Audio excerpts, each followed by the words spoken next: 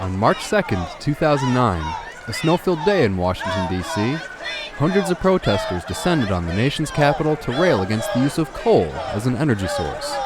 They represented the so-called Capitol Climate Action, a far-left coalition of activist groups. Marching and chanting their way from the Capitol building to the Capitol Power Plant, they called on Congress to combat global warming by ending the use of coal. Activists, most of them in their 20s, dressed in sloppy outfits, wore green plastic helmets, carried slick-looking anti-industry signs, and chanted, "Hey,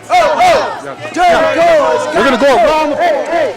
Some of them heavily criticized the use of mountaintop mining. Help put an end to mountaintop removal coal mining once and for all. Stop burning coal. The problem with all this is that coal generates over 50% of America's energy. That's the energy people depend on to heat and cool their homes, power schools and hospitals, and keep our economy going.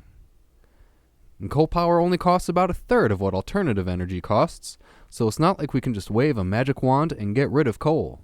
What's more, the mountaintop mining that had them so upset is the technique used to get about 70% of America's coal production. Saying no to mountaintop mining is really saying no to coal, period.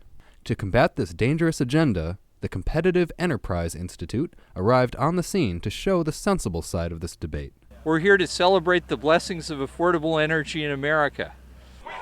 CEI's counter-protest was dubbed the Celebrate Coal and Keep Energy Affordable Rally. My taxes pay your green jobs!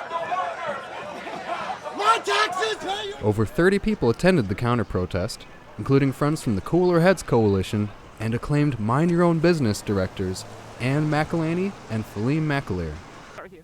Hi, my name is Anne McElhaney. I'm the director of Not Evil, Just Wrong, and it's a film that looks at the true cost of global warming hysteria. And it couldn't be a better day for us to introduce this film to all of you guys, because here we are in this hysterical situation of being in Washington, D.C.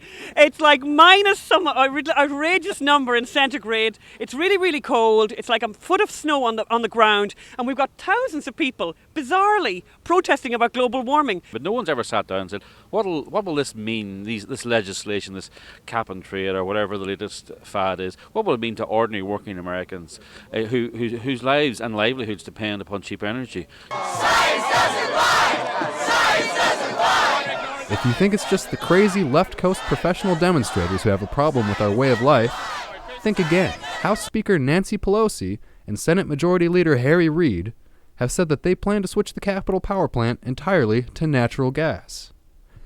That will substantially increase the cost of electricity used by Congress, a cost paid by the people they represent, taxpayers. It will be even worse if lawmakers decide to impose an anti-coal agenda on the rest of us.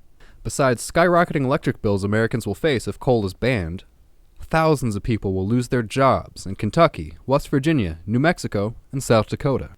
According to data kept by the National Mining Association, mountaintop mining creates 14,000 direct jobs and 60,000 indirect jobs that pay an average salary of $66,000. That's 57% higher than the average industry wage. One other thing you should know. On that snowy day in March, with their solar-paneled Greenpeace truck covered in snow and in need of a carbon generator, how's that stop global warming sign working to get the ice off the global warming truck? all these global warming alarmists, do you think they bicycled in? Walked? Even took public transportation like a bus or train? No. They flew in from the West Coast.